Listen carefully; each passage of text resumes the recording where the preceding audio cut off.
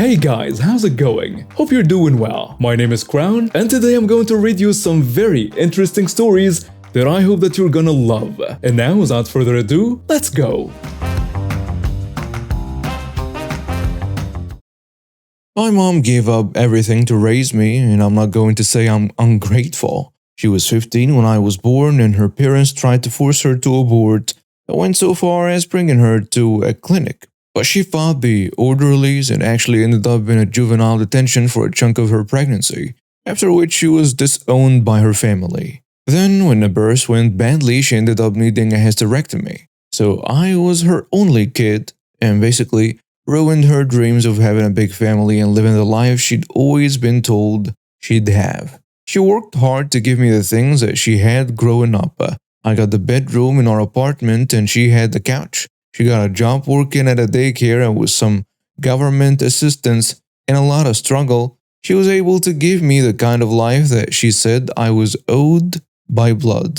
My bedtime stories were always about our family history and some great thing or other that my ancestors did.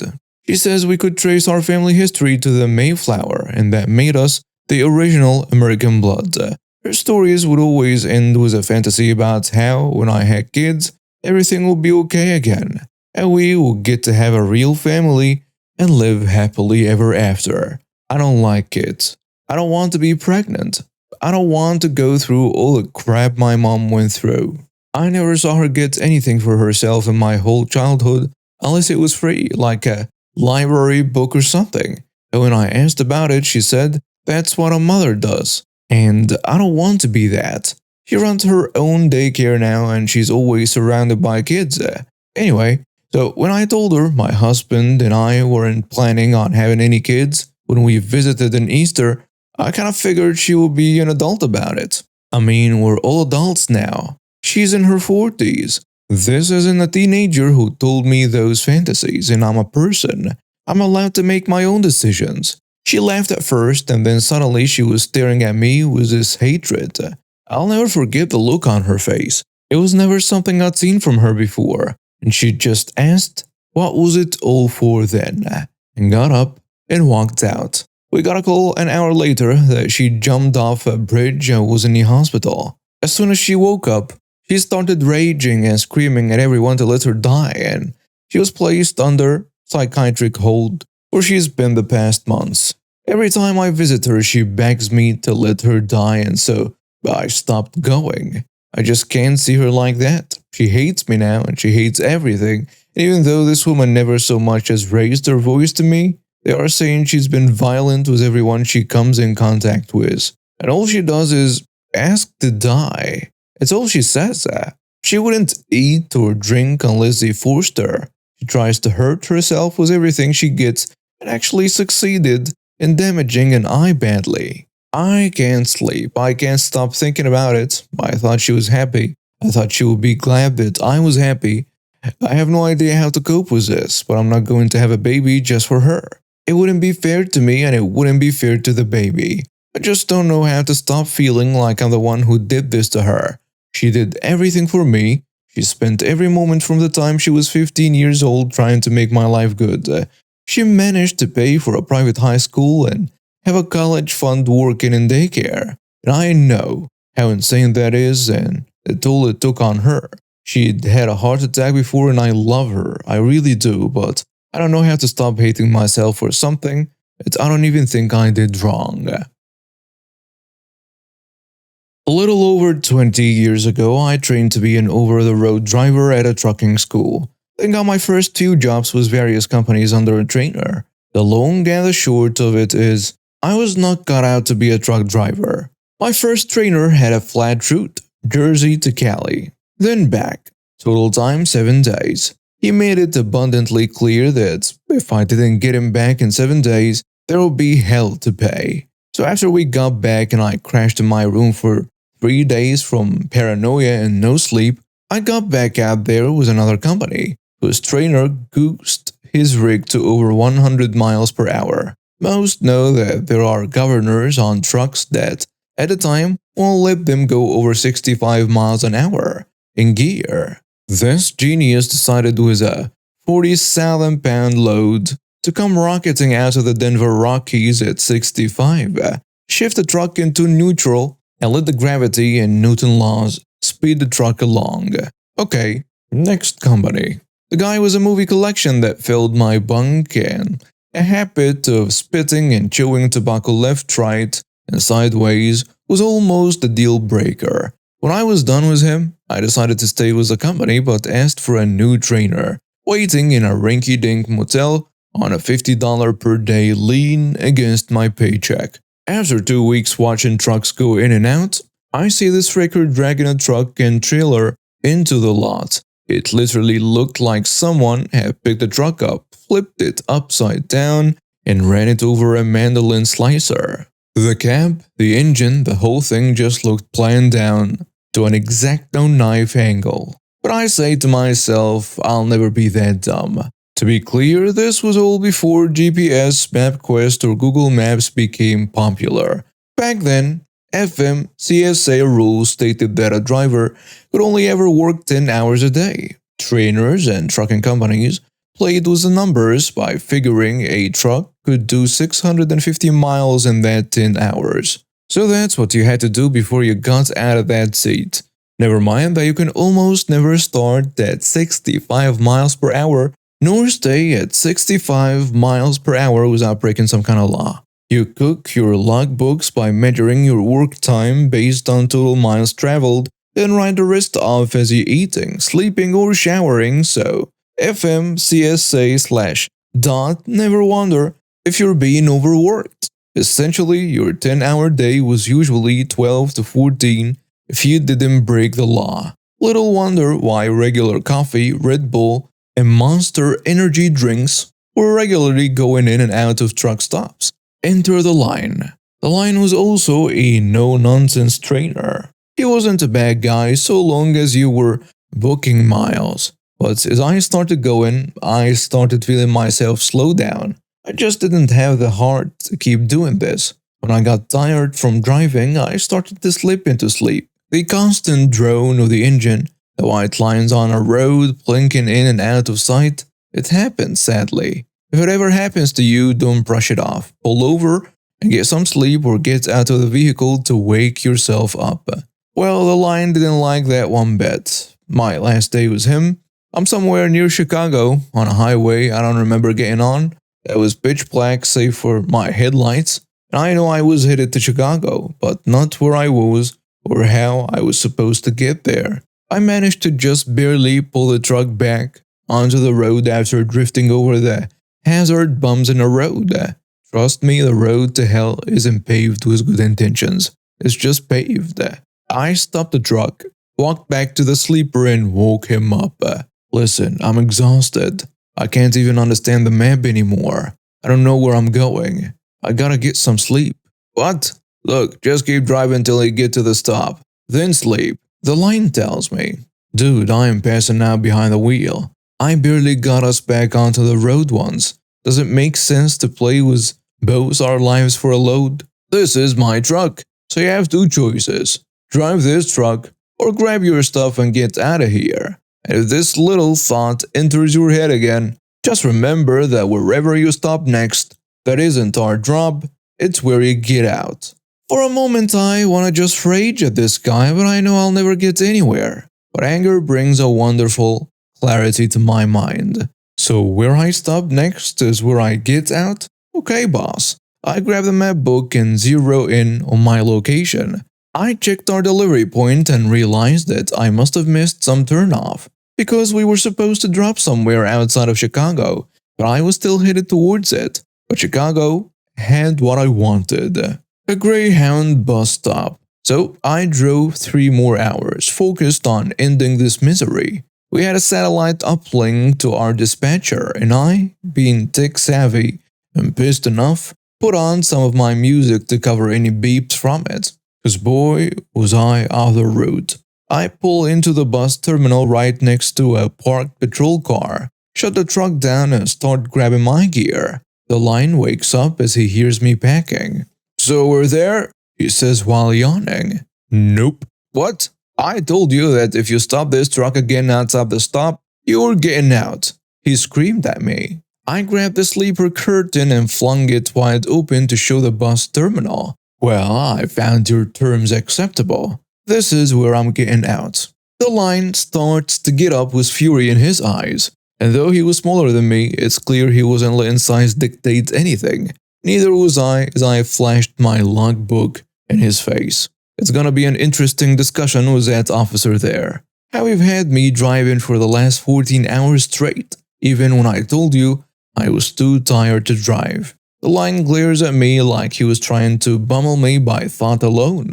You'll never work as a driver again, I promise you. I smile again, a mix of cheer, madness, and rage in my little laugh that makes even the line move back. I've since developed a laugh that could make Mark Hamill's Joker think twice in the right moment. Again, something we wholeheartedly agree on. By the way, Dispatch might want a word with you. I know where we are, and that's not our drop point. I climb out of the truck and he speeds off into the early morning. Turns out the cop car was empty because the officer went inside to use a bathroom. But I borrowed some money from my mother, who was all too eager to get me back to Jersey after what I told her. Slept for 4 hours on the terminal floor before my bus. Best day's sleep of my life. To be fair, I understand the industry is getting better, with more precise GPSing and smartphones that can keep drivers in touch no matter what. The days of drivers being worked till they crash is slowly coming to an end, but that's also why trucking's now paying $70,000 plus. $70,000+ for a driver with 5 years and no accidents. There is very few that weren't trained to treat their rigs as a bumper car. I drove the truck one last time as a wildcatter on call to deliver stuff to Delaware. Not a bad job, but I realized trucking just wasn't for me. I got into computing and haven't looked back since. I work for a leisure company. Think soft play, indoor soccer, laser tag, can't be specific. Prior to lockdown, managers and the big bosses were negotiating the renewal of the lease on one of our parks. Things were going mostly smoothly, however landlords were difficult to contact. Then 2020's crap hit the fan. All of our sites were closed and everything was thrown into a mess. Negotiations began to slip down the priority list. Nobody thought the landlord would push an eviction for an expired lease during this period, especially with it still getting rent, despite the site's closure and the closure of every business and restaurant in the immediate area. We were wrong. A few days ago, we received a letter saying we had 7 days to leave the premises and take everything with us. We are reminded that anything left in the building after 7 days will become the landlord property. That line is very important. Now, a lot of construction goes into installing our equipment into a new building, which makes emptying one even harder. At a lockdown with no staff and most businesses shut, it meant that saving much of our assets would prove to be extremely difficult. To lose a profitable site and all of its assets is definitely a blow to our company, but here is where it gets worse. A few days into our 7-day eviction, we find out that the landlord has been advertising our park to our competitors. But he isn't offering just a building. He's offering all of our stuff pre-installed. Ready to go, just needs rebranding. The landlord has evicted us from the property in an attempt to increase rent and make a solid profit from our equipment installed because he thinks we won't be able to empty the park. We were furious. And here's where the malicious compliance came in. We were told we had 7 days to move everything we owned out of the property. So that's what we did. Local businesses from all around offered up free space to store our things. A few people came back out of lockdown and they all spent the rest of the week removing, selling, or destroying everything that was related to us. We didn't even leave light fittings. At every other side vacation we have seen, we always end up leaving thousands of dollars. In every other side vacation we have seen, we always end up leaving thousands of dollars worth of disco lights in the ceiling because they are too hard to get. We leave most of the construction in, as well as things like the bars, the kitchens, that all stay intact. Recognizable as what they once were, but not this building. We ripped up the flooring we installed, tore down the walls that were not part of the original structure, put in walls to divide up the space, ripped apart our manager's offices and removed all the artwork and lockers. The landlord now has every new deal he has been making dead in the water. A large renovation bill to install new flooring and so on. For a company willing to do it themselves like we were. Lockdown has been extended another 4 weeks, so he has at least another 4 weeks without rent and won't have any potential buyers. We were paying, by the way. The silver lining. The assets we got out of the site, fridges, TVs, equipment, food, tables, have all been sold, and the lack of rent and additional income has helped the business and paid staff wages. Update. Hi everyone. I am so sorry for how long an update has taken. I was waiting for things to unfold. Here is what happened next. We handed in the keys and it was probably the quickest handover we've ever had. The landlord clearly didn't want to make any kind of conversation, and there was definitely an elephant in the room.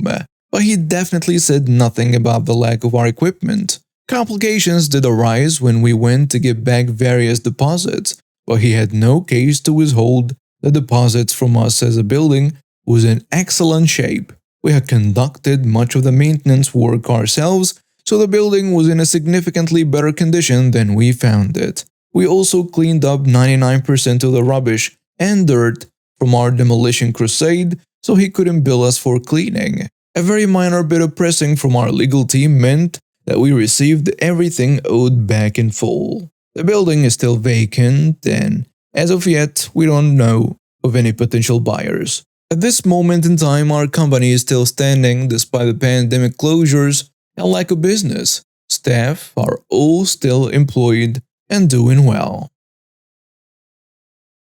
It had been going on for months now. Karen, our neighbor, had been pestering us to sell her our house. She was convinced that she had to have that particular spot and wouldn't take no for an answer. At first, we tried to be polite and just tell her that we weren't interested in selling, but she kept insisting, becoming more and more demanding with each passing day. It was starting to get really annoying. "Come on, just sell it to me," Karen would say. "I'll give you a good price. You won't find a better offer anywhere else." But we weren't interested in selling, just as simple as that. Our house was our home and we didn't want to leave.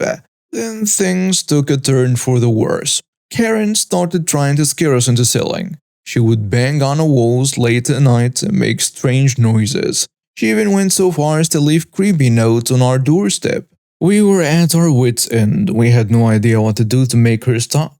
One night, I was awakened by a loud noise. I sat up in bed and saw a figure standing at the foot of it, wearing a clown mask and holding a sharp knife. I let out a scream as the figure lunged at me, but my husband was prepared. He grabbed a baseball bat that he kept by the bed for just such an occasion and swung it with all his might at the figure. There was a loud thud as the bat connected with a person's head, and they crumbled to the ground in a heap. My husband turned on a light to reveal Karen, our neighbor, lying unconscious on our bedroom floor. We were in shock. Karen had been pestering us for months to sell her our house, but we always had refused. We had no idea that she would go to such length to get what she wanted. The police arrived within minutes and arrested Karen. As they were taking her away, she kept screaming that she was just trying to scare us off and that she wasn't really trying to kill us. But the police didn't believe her, of course, and they charged her with attempted murder, and she was taken away in handcuffs. In the end, Karen was convicted and sentenced to 5 years in prison, and we were relieved that justice had been served and grateful that we were able to move on from the whole ordeal. But we knew that we would always have to be on guard in the future, just in case something like this ever happened again. So, I'm a fiend for Excel spreadsheets. Absolutely love them. I even bought an extra wide monitor for home, so I can see them in all their glory. My boss keeps telling me that she's an advanced Excel user. She can run macros, she can do pivot tables, she knows formulas. Not once have I seen her create or manipulate a spreadsheet in the 6 months I've worked for her. So I had a template on our Teams chat that we used every week. It was automated to within an inch of its life to tell us about the company's health. We've been using it for the last 4 months after I was given approval by the boss to make it live. Gave her a tutorial and everything. This was for the admins to all see it and not only need to update the raw data once a week instead of send it manually to whoever wanted it on a given day. Up to 4 times a day usually. Took out about 6 hours work a week having it set up like that. Well, the boss told me to take it down because a different department, who hadn't seen it, was worried about personal data when one of the admins told him about it. There isn't anything like that in there, and anything that isn't open access is a password hidden anyway. Our IT team has to be formally requested to add a new member to our team's chat. The spreadsheet is password protected. The tabs are password protected and the whole company is locked down hard anyway. So the boss orders me to take it down and delete it. Run a fresh one for anyone who wants it. So I explained there wasn't anything in it that was personal or private data, but got told nope, delete it. Tried to explain we use it amongst the admins every day and it has all these built-in features and tables and so on. Nope, delete it. So I did. The fallout? Well, read on. Q, today boss says to me her big boss meeting is presenting figures to the executives tomorrow. She starts quoting figures that are wildly out from the true numbers. I questioned where they came from and she shows me a Frankenstein report that is saying the exact opposite of what she thought, from by someone not even in our department. I tell her the accurate grand total and show her how I got there with a simple table and some screenshots I had of the original shared spreadsheet. She asks for access and I tell her it's been deleted. I explained why and even showed the meeting notes where she had approved its use after viewing it. She denies any knowledge of it, but wants it back. I said it would take me 2 to 3 days to make it again due to my workload increase. I saved a copy of the template, but no way am I telling her that. This will give me breathing room to get the backlog out of my queue while she thinks I'm working on it. Let her sweat through that executive meeting knowing every figure is wrong. No one saving her A in this team anymore. Still on hubby's account. An autocorrect error in my son's hungry stomach reminded me of my first conscious malicious compliance. It also kept me away from Mexican food until I re-met my husband. Back in the beginning of the 21st century, I was working in a cafe/sandwich shop. It was a 24/7 shop in a prime location, in an area with a lot of uni students and very active nightlife, and a road was a major artery for anyone traveling in or out of the city. When I started as a first-year uni student trying to make some money, the shop was one of 4 of a small chain. Gary, the owner/manager, has bought the rights from the original shop. Gary was also doing quality control for the shop, because at that point every shop had separate vendors. Fast forward 2 years, the original owners decided to incorporate because they have a lot of offers for franchising and a couple of problems with quality control have appeared. So they bought back all the shops and instituted a more centralized approach to vendors. That was good for Gary because he was the owner of the building, so he basically became a salaried manager and got extra income from that rent. Initially, nothing changed. We were still number 2 in sales and the product was good. Then Jerk entered the picture. Jerk was the new regional manager. The small chain had become big enough to reach national level, and the person responsible for quality control. He was considered something of a golden boy, having a business degree and helping with the expansion.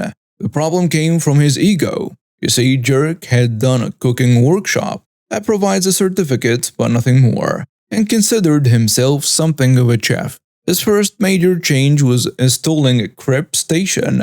Not restaurant quality crepes, but crepes on the go, folded like a triangle. That is important for later. While a pain to learn at the beginning, it quickly became one of our best sellers. We usually went over 10 liters of crepe mixture on a slow day. Having success was his first change, Jerk decided to apply his chef training and implement some new things. At that point in time, Mexican cuisine was becoming popular in my country, due mostly to cooking shows.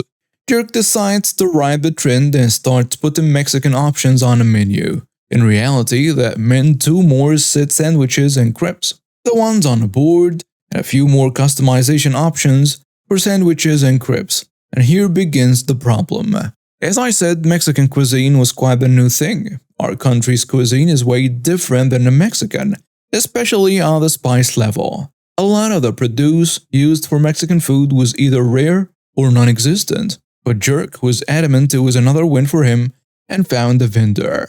And the quality started to fail. We started to receive buckets of pre-made chili and queso, and jars of pickled jalapenos, a pre-made guacamole, and pico de gallo dips. Also blocks of white cheese labeled queso blanco. The queso was an orange paste with some red bits in it. According to Hobby, under a bad light, it could pass for bad queso, and left a very plastic taste. It reminded of clay. One taste of that kept me away from Mexican food for a while. The jalapenos weren't jalapenos. They were pickled Thai green chilies labeled as jalapenos, meaning they were way hotter than expected. I've never tasted the rest, but some adventurous customers that tried them weren't impressed. The only new thing that kind of sold was a plate of nachos, basically because it was Doritos covered in queso. When it was heated, it became an orange liquid. A lot of bacon and a lot of sausage. We have complained about the quality to Gary, but he couldn't do anything anymore, and Jerk doesn't back down. Jerk is a bit upset from the low sales. He blames us, you're not pushing them enough, and the customers, those barbarians, couldn't recognize a filet mignon from a shank. But he sticks to his guns, and then brings corporate to the shop. Jerk comes in with 4 people from headquarters. 2 of them are the owners. They sit and Jerk comes and places an order of 5 quesadillas. It's a self-service shop. I ask how he wants them. Exactly as it says on the board and prepared exactly as I told you. He replies, "Okay sir, I will call you when they are ready." I replied smiling. Now Jerk in all his jiffy wisdom has given us very specific instructions for the quesadillas. First, to take out of the way, it wasn't a proper quesadilla. It was a crepe. The instructions were, reheat the chili, start the crepe, place 1.5 ladles of reheated queso, add 1 ladle of the chili, add a tablespoon of chopped jalapenos, 1 tablespoon of queso blanco, half a tablespoon of guacamole, and fold. Doing that produced a liquid mess, which tried really hard to escape from a thin crepe. We usually reheated the queso only for nachos, especially in a crepe. We put it cold and let it reheat with a plate's heat to avoid the aforementioned mess. Cue malicious compliance. We, me and the other girl working, make 5 quesadillas exactly as instructed. I took the order to the table, it was corporate after all, and waited for the results. 5 people wearing white shirts and suits bite into the quesadillas. The quesadillas almost simultaneously explode, raining melted cheese and red chili on them. Some of them have bitten a jalapeno, and the heat is hitting them hard. A few choice words were heard. We brought them 2 bottles of water for the heat and 2 full packs of napkins to clean what they could. Let's say the new menu wasn't a blast to his headquarters. After they left, Jerk came back. He was beyond angry. He approached the bench by passing the line. It was during one of our rush hours and made a scene. The following dialogue is a bit censored. "You stupid witch. You made me look bad because you don't like Mexican food. You can't even follow basic instructions. The cleaning of your mess will be deducted from your pay." And some other more offensive stuff. I was standing there dumbfounded along with a long line of customers hearing his outburst. And then Gary intervened. "Shut the hell up." "What the hell did you say?" the Jerk replied. "I said shut the hell up. The girls followed your instructions to the letter. Don't try to blame them for your mistake or make them pay for your dry cleaning. I can do what the hell I want. And when I'm finished with them, maybe I'll find another manager for this shop," the Jerk said. "I would love to see you try." "Okay. Oh, I will.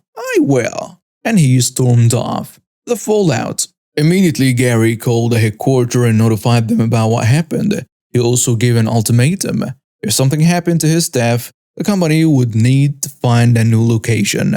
3 days later, we were notified that Jerk was fired while his outburst was the main reason.